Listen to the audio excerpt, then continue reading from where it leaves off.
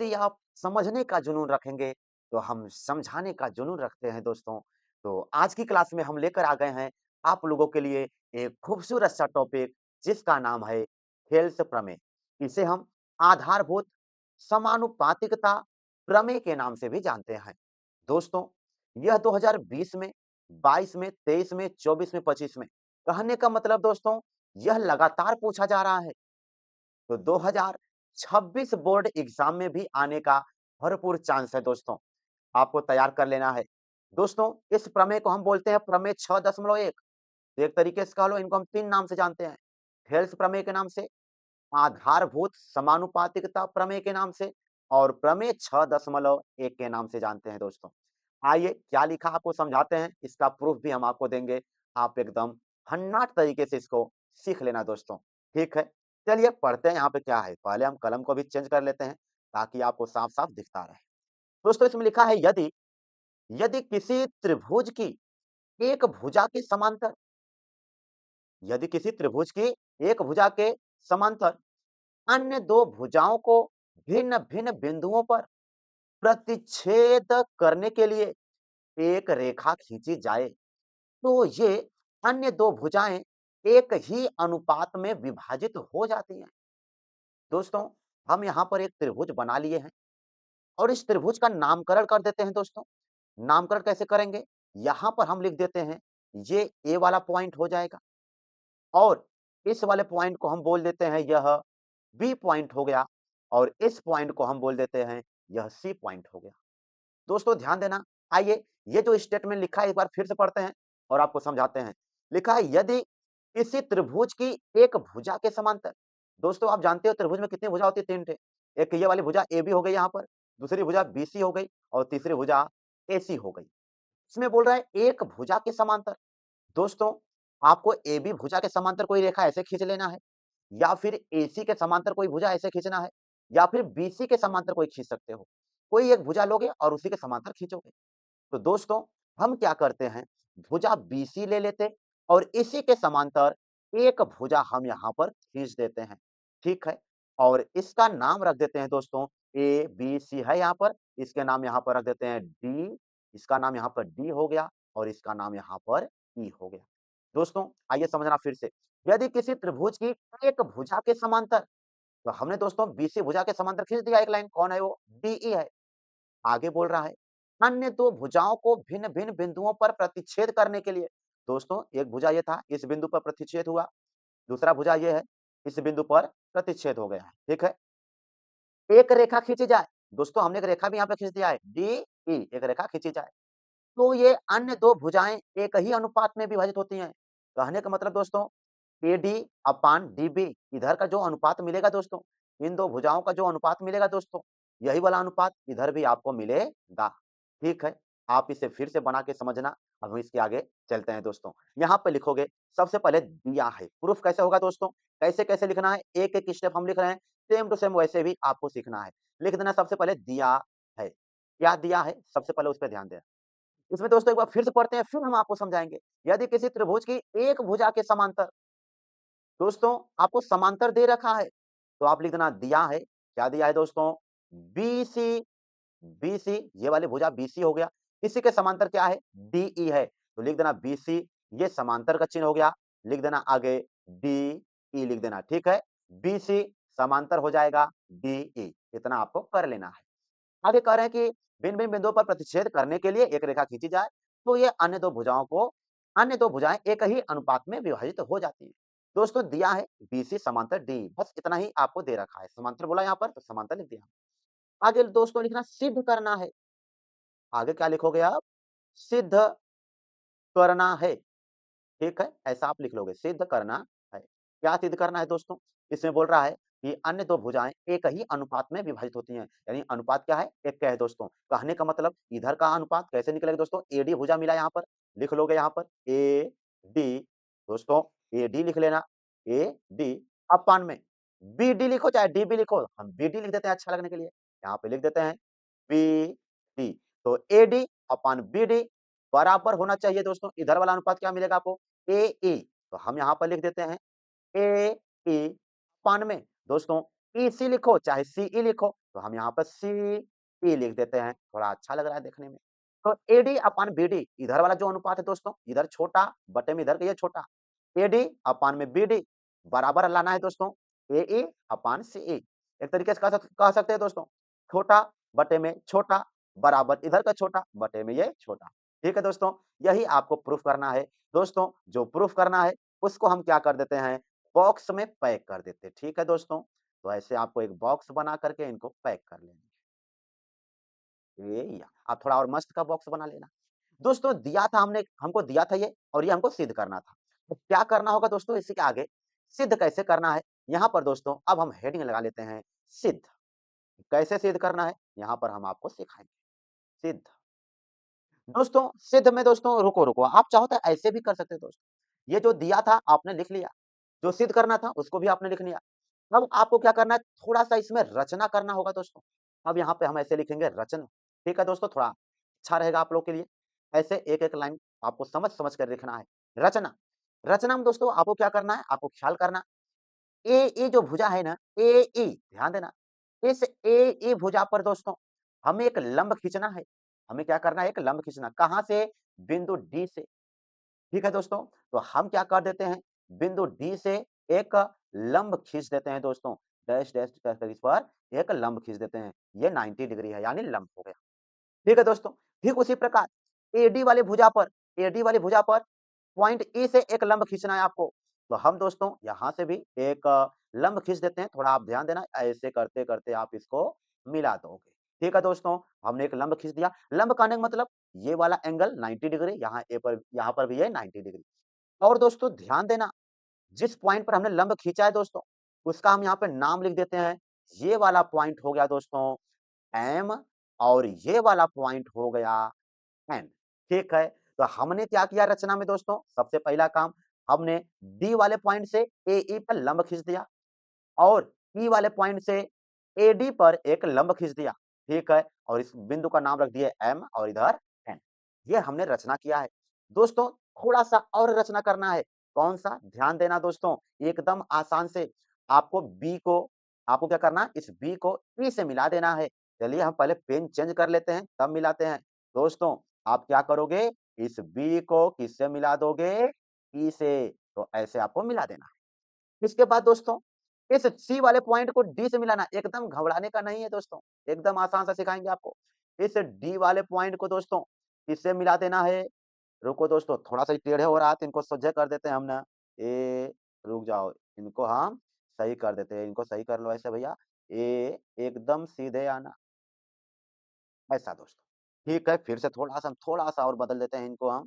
थोड़ा-सा यहाँ से इनको ऐसा दोस्तों। ठीक है, आपको सी को डी से मिला देना है, डी को ई से मिला देना है। ठीक है, तो रचना खत्म दोस्तों। अब क्या-क्या किए यहीं पे रचना में लिख देना आपको।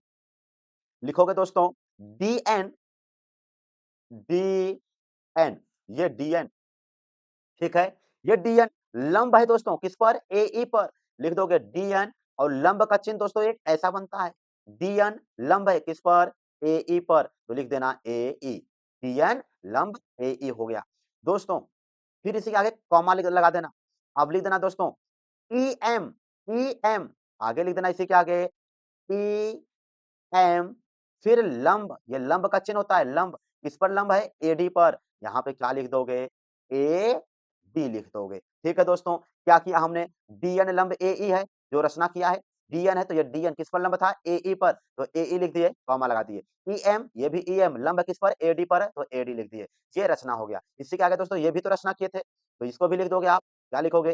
बी को ई से मिलाया और सी को डी से मिलाया। यहीं पर आप इसको हिंदी में ऐसा लिख दोगे, बी को बी को किससे मिलाया? ई से। बी को ई से तथा बी को ई से तथा सी को डी से मिलाया तथा सी को डी, डी को थोड़ा और अच्छे से बना देते हैं दोस्तों। सी को डी से मिलाया, ठीक है? बस रचना का काम खत्म। हमने जो किया उसी को लिख दिया, इसी को बोलते हैं रचना। दोस्तों आप भी प्रैक्टिस करोगे समझ आ जाएगा। रचना में हमने दोस्तों आपको समझा दिया क्या करना। अब दोस्तों जब आप रचना कर लिए हो, अब इसी के आगे आपको क्या-क्या करना है समझना। दोस्तों आपको त्रिभुज कौन-सा लेना है आप समझना इधर। त्रिभुज अब इसी का आगे सॉल्व करने जा रहे हैं दोस्तों। त्रिभुज एडीई का क्षेत्रफल, दोस्तों ध्यान देना त्रिभुज एडीई का क्षेत्रफल, त्रिभुज एडीई का क्षेत्रफल आपको सिखाएँगे। त्रिभुज एडीई का क्षेत्रफल निकालना है हमें, ठीक है? एक बार हम यहाँ पे बनाते हैं, ध्यान देना। क्या है त्रिभुज ए से लेकर के डी पर जाओ, फिर ई पर आओ, फिर ए पर। तो ये हो जाएगा एडीई, ठीक है? इनको हम मिटा देते हैं, आप समझ गए होंगे। त्रिभुज एडीई का क्षेत्रफल, ठीक है दोस्तों? यहाँ से हम इनको मिटा देते हैं। हाँ दोस्तों, ठीक है? त्रिभुज एडीई का क्षेत्रफल आपको निकालना है। तो ठीक है दोस्तों, आगे लिखेंगे त्रिभुज एडीई का क्षेत्रफल। आप सीधा सा क्षेत्रफल का फ़ॉर्मूला जानते हो क्या होता? 1/2 गुणे में आधार। दोस्तों ध्यान देना आधार एडीई में आधार आपका एडी रहेगा। 1/2 गुणे में आधार क्या हो गया? एडी। यहाँ पे लिख देना आधार एडी। गुणे में ऊँचाई होता है दोस्तों 1/2 गुणे आधार, आधार की जगह क्या हो गया यहाँ पर एडी हो गया। गुणे में ऊँचाई, ऊँचाई दोस्तों ध्यान देना एडी पर जो लंब रहता है वही ऊँचाई हो जाएगा। एडी पर लंब कौन है? एमई है, एमई है ना? तो यहाँ पे लिख देना एमई लिख देना। दोस्तों एडीई का क्षेत्रफल हो गया 1/2 गुणे में एडी गुणे में एमई। ठीक दोस्तों, जस्ट इसी के आगे क्या करना दोस्तों ध्यान देना, एकदम आसान सा ध्यान देना आप क्या करना, कौन-सा त्रिभुज आपको लेना है? बीडीई त्रिभुज लेना है दोस्तों, ये वाला त्रिभुज ध्यान देना, इस कर्सर पे ध्यान दो बीडीई पर, इस वाले त्रिभुज को ध्यान दो। अब लिखोगे दोस्तों त्रिभुज बीडीई का क्षेत्रफल निकालना, ठीक है दोस्तों? जैसे सिखा रहे हैं सिर्फ वैसे सीखते जाओ। त्रिभुज बीडीई का क्षेत्रफल, बीडीई ये वाला त्रिभुज दोस्तों समझ गए होंगे, ठीक है? त्रिभुज बीडीई का क्षेत्रफल, फिर वही बात यहाँ पे लिख देना 1/2 गुणे में आधार, दोस्तों आधार ध्यान देना, बीडीई वाले त्रिभुज का आधार क्या हो जाएगा? ये बीडी हो जाएगा, ठीक है? आधार क्या हो जाएगा? बीडी। ध्यान देना दोस्तों बीडी हो गया। आधार गुणे में ऊंचाई, दोस्तों ध्यान देना ऊंचाई कौन सा आपको लेना है? बीडीई में जो ऊंचाई होगा दोस्तों वो एमई ही होगा। आप याद कर लोगे कैसे दोस्तों? जो एडीई में जो ऊंचाई लिए थे ना, वही ऊंचाई बीडीई में ही होगा। ठीक है दोस्तों, वही ऊंचाई किसमें हो जाएगा? बीडीई में। तो यहाँ पर भी ऊंचाई क्या हो जाएगा आपका? एमई हो जाएगा दोस्तों। आप एक तरीके से याद है कर लो कि जो ऊंचाई एडीई वाले में था, वही वाली ऊंचाई बीडीई वाले में रहेगा ना। 1/2 गुणे आधार गुणे ऊंचाई। दोस्तों आपको ऐसा सीख लेना है ना। अब हम आगे चलते हैं दोस्तों। आपको आप बता भी देते हैं बीडीई में यदि आप ध्यान दो दोस्तों तो ऐसा कुछ बना है। आइए आपको समझा ही देते हैं ये कैसे आया होगा। ये था बी, डी था और क्या था दोस्तों ये दोस्तों ई था। तो इसका लंब दोस्तों ये बाहर की तरफ है। ठीक है दोस्तों, इसका लंब ये बाहर की तरफ है। इसलिए लंब ये ई और इधर एम था ना इसलिए एमई ही होगा। आप इसको अच्छे से सीख लो इतना। ठीक है, इनको हम मिटा देते हैं। ये काम का नहीं है अभी। तो दोस्तों आपने क्या किया 2 ठो क्षेत्रफल निकाल दिया। अब दोनों का अनुपात निकाल लेना दोस्तों। अनुपात आइए हम ए यहीं पर आपको आसान से सिखा देते हैं। अनुपात कैसे मिलेगा आपको? आप लिखोगे यहाँ पर त्रिभुज एडीई का क्षेत्रफल बटे में त्रिभुज बीडीई का क्षेत्रफल। ठीक है, यहीं पे लिखो दोस्तों त्रिभुज एडीई का क्षेत्रफल, त्रिभुज एडीई, त्रिभुज एडीई का क्षेत्रफल, त्रिभुज एडीई का क्षेत्रफल। 6 लिखे दोस्तों समझ आना क्षेत्रफल, बटे में फिर लिख देना त्रिभुज बीडीई का क्षेत्रफल, त्रिभुज बीडीई का क्षेत्रफल। ठीक है दोस्तों, बराबर आपको लगा लेना है। आगे चलते हैं दोस्तों, ध्यान देने का एकदम दिमाग आपका और ध्यान भटकना नहीं चाहिए। एडीई का क्षेत्रफल क्या था यहाँ पर? 1/2 आपको लिख लेना दोस्तों 1/2 गुणे में आधार दोस्तों एडी है, यहाँ पर लिख लेना आपको एडी गुणे में ऊंचाई दोस्तों एमई था ना, आप ध्यान देना इसी को और छोटा करके लिख देते हैं तो सही रहेगा, ये तो उस पार भाग जा रहा है। तो दोस्तों ध्यान देना ये बराबर हो जाएगा 1/2, इसको लिख लो 1/2 गुणे आधार क्या है एडी है, यहाँ पर लिख लो एडी गुणे में ऊंचाई क्या है एमई है, यहाँ पर लिख लोगे एमई, ये एमई है बटे लगा लेना। फिर यहाँ पर हो जाएगा 1/2 गुणे में आधार, आधार क्या हो जाएगा दोस्तों? बीडी हो जाएगा। यहाँ पे लिख लेना BD, गुणे में ऊंचाई ME है, यहाँ पे लिख लेना ME। ठीक है दोस्तों, इतना आपको कर लेना है। अब ध्यान दोगे तो कुछ कट रहा है, क्या-क्या कट रहा है? ये 1/2 1/2 से कट जाएगा।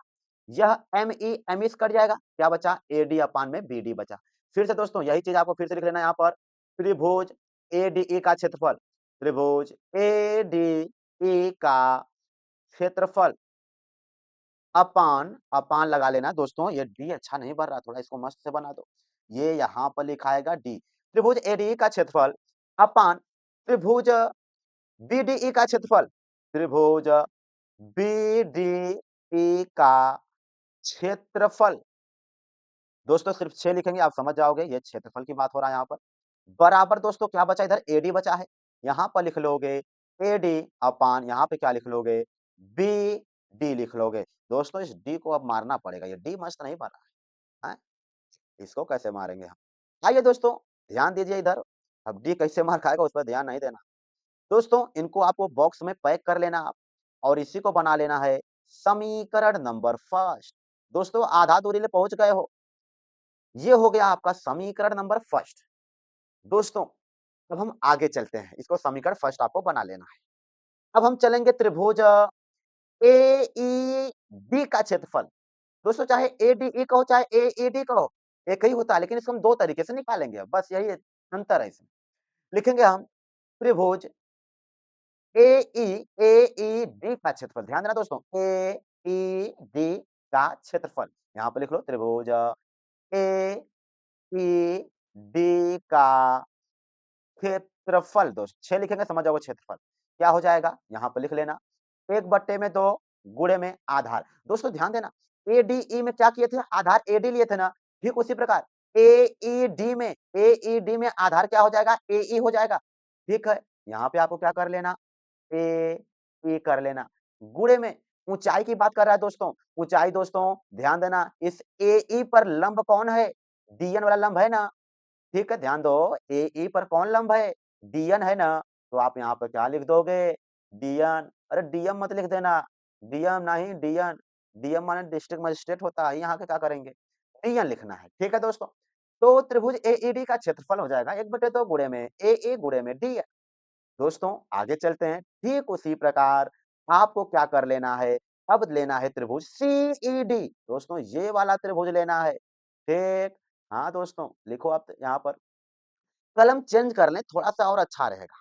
अब हम तनी ई वाली कलम से लिख लेते हैं।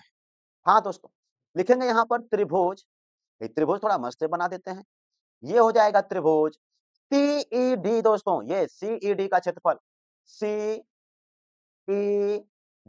का क्षेत्रफल दोस्तों, लिखेंगे यहाँ पर त्रिभुज CED का 6 मतलब क्षेत्रफल हो जाएगा। त्रिभुज CED का क्षेत्रफल, क्षेत्रफल के लिए 1/2 गुणे में आधार। दोस्तों ध्यान दो, यहाँ पर BDE जब बोले थे हम, तो आधार क्या हो गया था? BD हो गया था। ठीक उसी प्रकार CED का क्षेत्रफल में आधार क्या हो जाएगा? CE हो जाएगा। तो यहाँ पर हो गया CE, गुणे में ऊंचाई की बात करें दोस्तों, जो ऊंचाई ऊपर इसके लिए आया था DN, यहाँ पर भी क्या हो जाएगा? DN हो जाएगा। ठीक है, इधर के लिए याद कर लो, ऊंचाई DN बन गया, इधर के लिए ऊंचाई क्या हो गया? ME हो गया है। दोस्तों इसको CED में जो आपका ऊंचाई रहेगा वो आपका क्या मिलेगा? DN रहेगा। तो यहाँ पे क्या लिख लोगे? DN। इधर दोनों के लिए ऊंचाई इधर बराबर DN DN मिल गया, इधर ऊंचाई आप समझे गए होंगे ME ME मिला था। ठीक है दोस्तों, आगे चलते हैं, ये DN मिल गया। दोस्तों जिस प्रकार इधर आप अनुपात निकाले थे, यानी बटे निकाले थे ना, उसी प्रकार इधर भी आप बटे कर लोगे। कैसे? अब यहाँ पर आपको लिख लेना है दोस्तों, क्या लिखोगे? त्रिभुज त्रिभुज AED का क्षेत्रफल, त्रिभुज AED का क्षेत्रफल समझ जाओगे दोस्तों, अपान में CED का क्षेत्रफल, त्रिभुज CED का क्षेत्रफल, ऐसा आपको लिख लेना है, बराबर दोस्तों AED का क्षेत्रफल क्या होता है? पहले यहाँ पे निकाले ही होंगे, निकाले हो दोस्तों यहाँ पर 1/2 गुणे में आधार क्या है? AE है, तो AE हो गया, गुणे में ऊंचाई DN है दोस्तों, यहाँ पे क्या लिख दोगे? DN हो जाएगा, बटे में दोस्तों ध्यान देना, यहाँ पर CED का क्षेत्रफल क्या हो जाएगा? 1/2, 1/2 गुणे में आधार, आधार CE है यहाँ पर, तो ये हो जाएगा CE गुणे में DN है दोस्तों, यहाँ पर हो जाएगा DN। ठीक है, इतना भी आप समझ गए होंगे। दोस्तों, समय तो लग रहा है, लेकिन हम आपको एकदम भन्नाट तरीके से सिखाएँगे, तो आपको थोड़ा भी परेशान नहीं होना। दोस्तों ध्यान देना, 1/2 से 1/2 मर गया और यहाँ पर DN से DN गयो, ठीक है? कौन-कौन बचा दोस्तों? यहाँ से AE बचेगा और यहाँ से CE बचेगा। फिर से इसी को हम लिख देते हैं यहाँ पर, त्रिभुज AED का क्षेत्रफल, AED का क्षेत्रफल बटे लगाओगे दोस्तों CED का क्षेत्रफल, त्रिभुज CED का, ए बच्चे डी तो मस्त बनाओ नहीं पीटेंगे अभी। डी को दोस्तों थोड़ा मस्त बना दे दो।